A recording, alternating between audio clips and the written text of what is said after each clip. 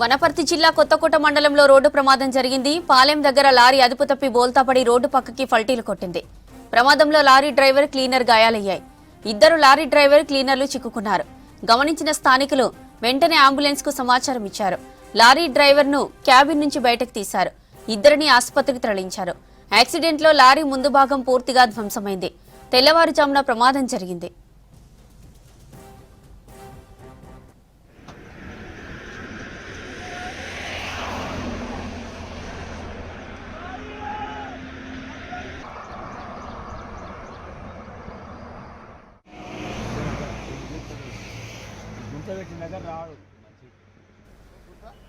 వనపర్తి జిల్లా కొత్తకోట మండలంలో రోడ్డు ప్రమాదం జరిగింది. పాలెం దగ్గర లారీ అదుపు తప్పి బోల్తాపడి రోడ్డు పక్కకి పల్టీలు కొట్టింది.